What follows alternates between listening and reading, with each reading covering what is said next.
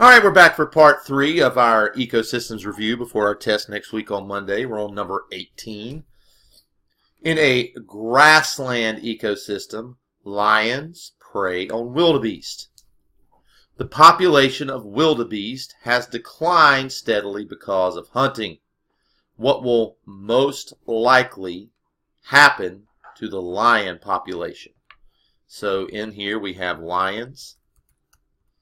And we have, move that over here. We have wildebeest.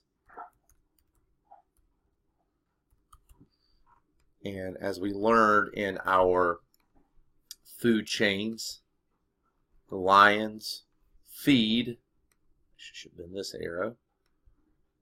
The lions feed on the wildebeest. You see that the arrow is pointing from the wildebeest to the lions, meaning the energy is moving from the wildebeest to the lions. Now, if we notice that the wildebeest population goes down because of overhunting by the humans in the area, what's going to happen to the lions? Well, I have to think about that. The lions will have less food.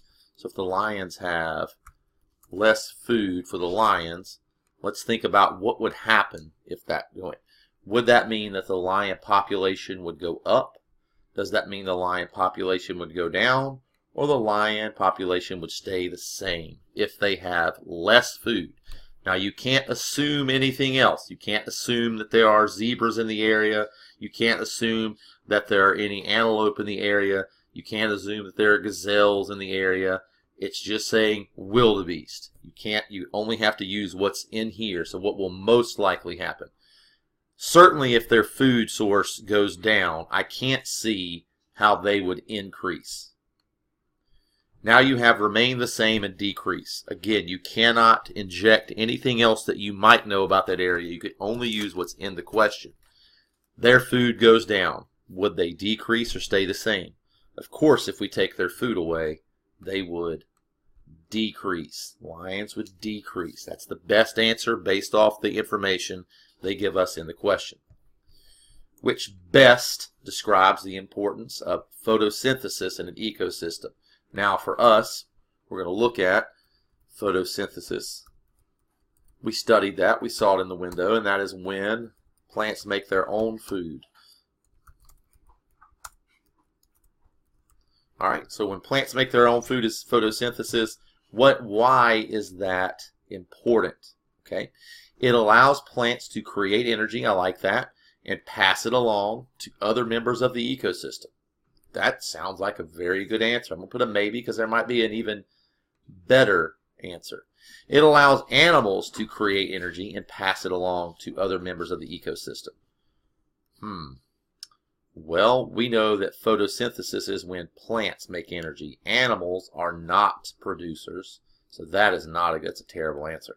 It allows decomposers to create energy and pass it along. No, that is not the case. So that first answer that sounded so good actually is the best answer. A is your best answer. Number 20. What best describes an ecosystem? What best describes an ecosystem? All right, a kingdom of animals. Well, we haven't talked about kingdom yet. If that was an important term, I'm sure I would have taught you that. Honestly, I mean, if you want to best describe it, that's a decent answer. I'm going to think that that's a maybe. All the life on a specific continent. Okay, that sounds, again, that's a pretty decent description as well. A community of plants and animals. All right, so let's think about that.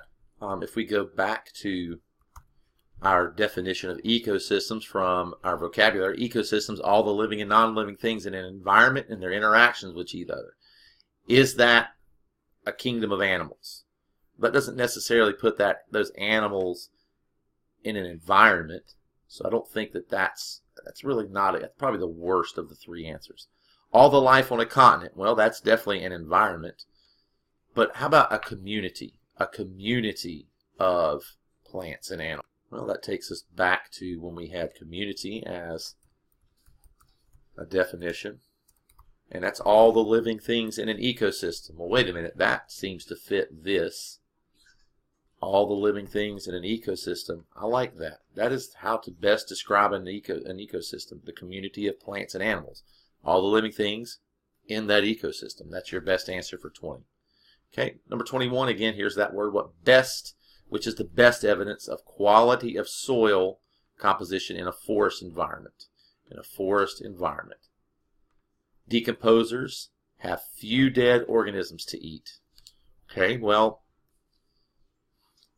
I mean, I guess you could really read into it and say, well, if there's no organisms to eat, they've already eaten them and made them into good soil, so that's an okay answer. I'll say that's a maybe for now. Consumers are able to eat a variety of soil organisms. That is not a good answer. Producers, our plants, are easily able to remove nutrients from the soil.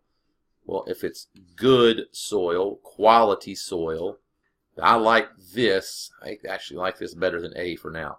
Scavengers have access to soil nutrients. That is wrong. Scavengers eat dead meat. So that is wrong. Now I've got decomposers have few dead organisms to eat, or producers are able to easily remove nutrients from the soil. We're talking about the soil. I think this is your best answer, and the answer is C. C is your best answer. Moving on to 22. Which pair of organisms benefit each other the most? Well, we know when two organisms work together, that's symbiosis. Whoa, Mr. Bullens. And when we have two of them that work together, we have they both benefit. All right, so we're looking for an example of mutualism. Let's think about that. Okay, birds building a nest in the bush. Do the birds benefit? Yes. Does the bush benefit? No. Is it harmed? No. That would be commensalism. Worms eating the roots of a plant. Okay. This will be a very loose translation of that, but the worms eating the roots of the plant is not mutualism. They are definitely not both benefiting. The plant is being harmed, but I really struggle to call this parasitism because the worm doesn't live in or on the plant. And it's not commensalism because the plant's roots getting eaten are kind of harming it, but that's really not a good example of symbiosis at all. So I don't like B as an answer as well. So that's not it.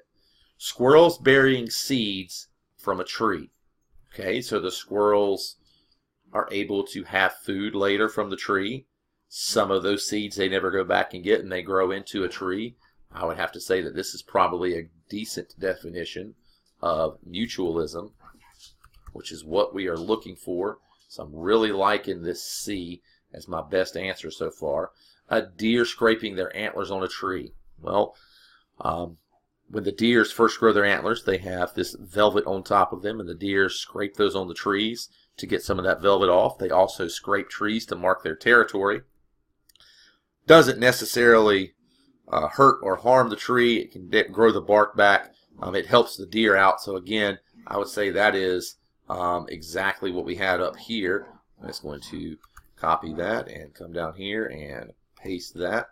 And boom, there's another commensalism. So we're looking for, if we remember, when we look back and we wrote down this, we're looking for an example of mutualism where they both benefit. The one where I see that they both benefit is C. My answer to this one is C. And no, Mr. Bullens, you can't circle with a highlighter. Go back and circle with that C. All right. A rabbit eats a variety of plants in an ecosystem. Okay, so we know that our rabbit, I'll take some notes over here, is an herbivore.